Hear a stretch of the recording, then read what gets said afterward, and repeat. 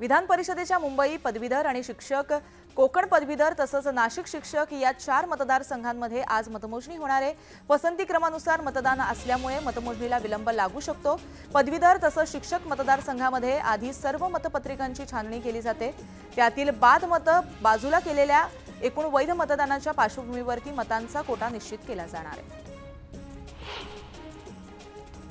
संसदेच्या अधिवेशनात विरोधकांकडून गदारोळ होण्याची शक्यता आहे। नीट आणि केंद्रीय यंत्रणांच्या गैरवापराच्या मुद्द्यावरून संसदेत गदारोळ होण्याची शक्यता आहे। सीबीआय आणि ईडीच्या गैरवापराच्या मुद्द्यावरून 10 वाजता विरोधक संसद परिसरामध्ये निदर्शनं करणार आहेत।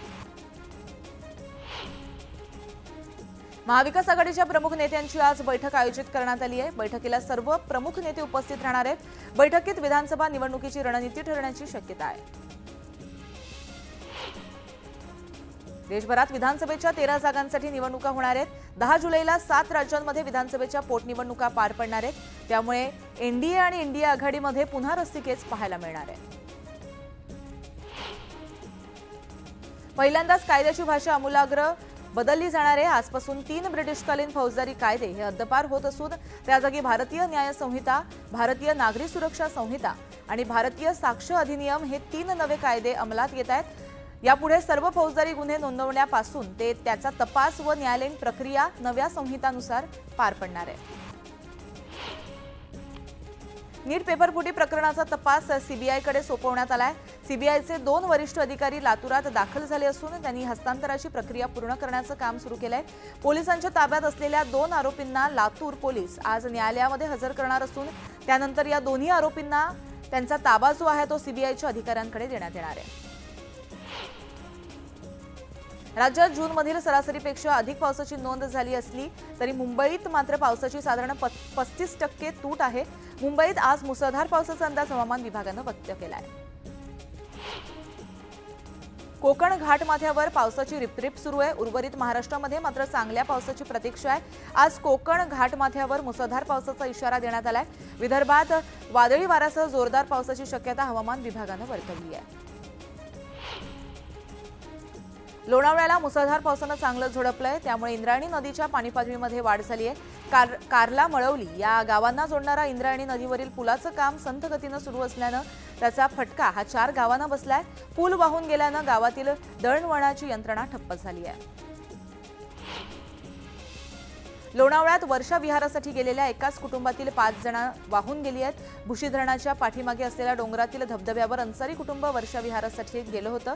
त्यावेळेस ही दुर्घटना घडली। वाहून गेलेल्या 5 जणांमध्ये लहान मुलं आणि महिलांचा समावेश आहे। यातील 3घांचे मृतदेह अद्याप सापडले आहेत। भारतातील सर्व व्याघ्र प्रकल्प आणि अभयारण्याच्या प्रवेशद्वाराला कुलूप लावण्यात येणार आहे। आजपासून पर्यटनाचं प्रवेशद्वार बंद होणार आहे। पावसाळा आणि सुरक्षेच्या कारणास्तव जुलै, ऑगस्ट आणि सप्टेंबर महिन्यामध्ये सफारी बंद राहणार आहे। त्यामुळे पर्यटकांना 3 महिने जंगल सफारीचा आनंद घेता येणार नाहीये। विविध मागण्यांसाठी जे रुग्णालयातील कर्मचारी 3 जुलैपासून बेमुदत संप पुकारणार आहेत। कर्मचारी संघटनेच्या माध्यमातून याबाबत वारंवार निवेदन देऊनही भरतीबाबत प्रशासन वेळ काढून धोरण राबवत आहे। त्यामुळे कर्मचाऱ्यांनी आंदोलनाचा निर्णय घेतलाय। मुंबई महानगरपालिकेअंतर्गत कार्यरत असलेल्या आशा आणि आरोग्य सेविका यांनी 11 जूनपासून बेमुदत संप पुकारलाय। मात्र शिक्षक आणि पदवीधर मतदारसंघाच्या निवडणुकांसाठी लागू करण्यात आलेल्या आचारसंहितेमुळे आशा आणि आरोग्य सेविकांनी टप्प्याटप्प्याने आंदोलन सुरू ठेवलंय। मात्र त्याचा परिणाम महानगरपालिकेच्या आरोग्य सेवांवर होताना दिसतोय। मुंबई पोलीस भरती दरम्यान मैदानी चाचणी सुरू असताना अचानक चक्कर येऊन एका तरुणाचा मृत्यू झालाय। या प्रकरणी मृत तरुणाचा मृतदेह घेऊन तरुणाच्या नातेवाईकांनी अमळनेरच्या तहसील कार्यालयामध्ये आंदोलन केलंय। वेळेवर उपचार न झाल्यानं त्याचा मृत्यू झाल्याचा आरोप नातेवाईकांकडून करण्यात येतोय। आषाढी यात्रेच्या सोहळ्याच्या निमित्तानं श्री विठ्ठल रुक्मिणी मंदिरात आकर्षक अशी विद्युत रोषणाई करण्यात आली आहे। श्री संत ज्ञानेश्वर दर्शन मंडप, श्री संत नामदेव पायरी, जगद्गुरू तुकाराम भवन, त्याचबरोबर दर्शन रांगा, गोपूर, उत्तरद्वार, पश्चिम द्वार, श्री विठ्ठल मंदिराचं कळस इत्यादी ठिकाणी आकर्षक अशी विद्युत रोषणाई करण्यात आली आहे। आषाढी वारीसाठी पंढरपूरकडे जाणाऱ्या संतश्रेष्ठ गजानन महाराजांच्या पालखीचं परळी नगरामध्ये जंगी स्वागत करण्यात आलं। श्रींची पालखी दाखल होताच दडी मारलेल्या पावसानं हजेरी लावली। यावेळेस दर्शनासाठी भाविकांनी मोठ्या प्रमाणात गर्दी केली होती। हरिनामाच्या गजरानं परिसर दुमदुमून गेला। पुण्याच्या येरणवणे या परिसरामध्ये एका गर्भवतीला झिकाचा संसर्ग झाल्याचं समोर आलं होतं। त्यामुळे शहरातील झिकाची एकूण रुग्णसंख्या आता 5 वर पोहोचली आहे। रुग्ण आढळून आलेल्या येरणवणे आणि मुंढवा या परिसरामध्ये महानगरपालिकेच्या आरोग्य विभागाकडून तापाच्या रुग्णांचं सर्वेक्षण सुरू आहे। भुसावळ शहरात पावसाळा सुरू होऊनही नालेसफाई होत नसल्यामुळे नागरिकांकडून तीव्र नाराजी व्यक्त केली जाते। त्यामुळे केवळ नालेसफाईच्या कामाला सुरुवात करण्यात आल्याचा दिखावा पालिका प्रशासनाकडून करण्यात आला। मात्र फक्त फोटो सेशन पुरतेच नालेसफाई करण्यात आल्याचा आरोप नागरिकांकडून केला जातोय। नालेसफाईच्या नावाखाली मोठा भ्रष्टाचार केला जात असल्याचा आरोपही नागरिकांनी केला आहे। वरणगावमधील भोगावती नदीच्या स्वच्छतेचा पालिका प्रशासनाला विसर पडल्याचं दिसतंय। पावसाळा सुरू झाल्यानंतर भोगावती नदीची स्वच्छता अद्यापही झालेली नाहीये। उद्यानाच्या नावाखाली नदीपात्रात अर्धवट बांधकामामुळे पुराचं पाणी हे निचरा होण्यासाठी अडचण निर्माण होत असल्याची माहिती समोर आली आहे। पालेभाज्यांची आवक गेल्या आठवड्याच्या तुलनेमध्ये वाढल्यानं दरामध्ये 10 ते 20% घट झाली आहे। पालेभाज्यांच्या दरात घट झाल्यामुळे गृहिणींना दिलासा मिळालाय। पालेभाज्यांच्या दरात घट झाली असली तरी पालेभाज्यांचं तेजीतील दर हे टिकून आहेत। मागणी वाढल्यामुळे ढोबळी मिरची त्याचबरोबर मिरची, कोबी, फ्लावरच्या दरामध्ये 5 ते 10% वाढ झाली आहे। अकोल्यातील मूर्तिजापूर येथून महामार्गावर साखरपुड्याच्या कार्यक्रमावरून आलेल्या वऱ्हाडावरती काळानं घाला घातलाय।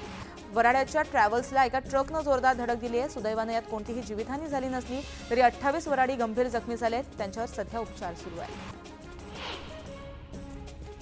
खुलताबाद तालुक्यातील म्हैसमाळा इथं दमदार पावसानं हजेरी लावली आहे। त्यावेळेस वेरूळ येथील लेणी क्रमांक 16 च्या बाजूला असलेल्या सीताची न्हाणी हा धबधबा जो आहे तो प्रवाहित झालाय। साधारण 700 फूट उंचावरून कोसळणारं पाणी आणि आजूबाजूचं विहंगम दृश्य पाहण्यासाठी सुट्टीच्या दिवशी पर्यटकांनी मोठी गर्दी केली होती। छत्रपती संभाजीनगरच्या सिल्लोड तालुक्यातील गोळेगाव पावनगड इथं जुई नदीला पूर आलाय। संभाजीनगर शहरासह ग्रामीण भागामध्ये मुसळधार पाऊस झाला। त्यामुळे नदी नाल्यांना पूर आला। पुरामुळे नागरिकांना जीव धोक्यात घालून प्रवास करावा लागतोय। सोलापुरातल्या बार्शी तालुक्यात मुसळधार पाऊस झाला। या पावसामुळे चांदणी नदीच्या पुलावरून पाणी वाहू लागलंय। तर आगळगाव परिसरामध्ये चांदणी नदीला पूर आल्यामुळे नागरिकांना जीवघेणा प्रवास करावा लागतोय। तर पुलाची उंची जी आहे ती कमी असल्यामुळे हा धोका निर्माण झाल्याची तक्रार मोठ्या प्रमाणात ग्रामस्थ करतायत। वेरूळ लेणीमध्ये असलेल्या सीता न्हाणी हा धबधबा प्रवाहित झालाय। हा धबधबा फक्त पावसातच प्रवाहित होतो। त्यामुळे पर्यटकांनी इथं मोठी गर्दी केली आहे। सोलापुरात 8 दिवसांच्या विश्रांतीनंतर पुन्हा एकदा दमदार पावसाला सुरुवात झाली आहे। जोरदार पावसानं जिल्ह्यातील पेरण्या केलेल्या शेतकऱ्यांना दिलासा मिळाला आहे। छत्रपती संभाजीनगरमध्ये जोरदार पावसानं हजेरी लावली। वैजापूर तालुक्यातील जुनी स्टेट बँक रोड परिसरामध्ये भूमिगत गटारं या पावसामध्ये तुंबल्याचं कळतंय आणि गटाराचं पाणी थेट दुकानांमध्ये शिरलंय। त्यामुळे नागरिकांकडून संताप व्यक्त केला जातोय। छत्रपती संभाजीनगरमध्ये आदर्श शिक्षक समितीच्या वतीनं मोर्चा काढण्यात आला। 2005 नंतरच्या शिक्षक कर्मचाऱ्यांचं पेन्शन बंद करण्यात येऊ नये, शिक्षकांची रिक्त पदं भरावीत, 20 पेक्षा कमी पटसंख्या असलेल्या शाळा बंद करण्यात येऊ नये यासारख्या विविध मागण्या घेऊन हा मोर्चा काढण्यात आला आहे। मुंबई नाशिक महामार्गावरती खड्ड्यांमुळे मोठ्या प्रमाणात वाहतूक कोंडी होतीये। या वाहतूक कोंडीचा चाकरमानी उद्योजक, रुग्ण आणि सर्वसामान्य नागरिकांना मोठ्या प्रमाणात फटका बसतोय। यावर उपाययोजना केल्या नाहीत तर आंदोलन करण्याचा इशारा देण्यात आला आहे। मीरा भाईंदर महानगरपालिका आणि पोलिसांकडून कशिमिरा आणि रॉयल कॉलेज या परिसरात कारवाईला सुरुवात करण्यात आली आहे। मुख्यमंत्री एकनाथ शिंदे यांच्या आदेशानंतर शहरातील हुक्का पार्लर्स आणि पानपट्ट्यांवरही कारवाई मोठ्या प्रमाणात होती आहे। पंढरपूरच्या भक्ती निवासमध्ये भाविकांना अल्प दरामध्ये नाश्ता आणि जेवण मिळणार आहे। इथल्या हॉटेलमध्ये चढे दर लावून भाविकांची लूट मोठ्या प्रमाणात केली जाते अशा तक्रारी वाढल्या होत्या। त्यानंतर मंदिर समितीने हे हॉटेल स्वतःच चालवायला घेतलंय। जळगावच्या यावल तालुक्यातल्या आडगावामध्ये एका शेतामध्ये भला मोठा दुर्मिळ अजगर सापडलाय। याबाबत सर्पमित्रांना माहिती दिली असता त्यांनी तातडीनं धाव घेत अजगराला ताब्यात घेतलं आणि नैसर्गिक अधिवासामध्ये सोडून दिलंय। धर्मवीर सिनेमाचा पुढचा भाग म्हणजे धर्मवीर 2 लवकरच प्रेक्षकांच्या भेटीला येण्यासाठी सज्ज झालाय।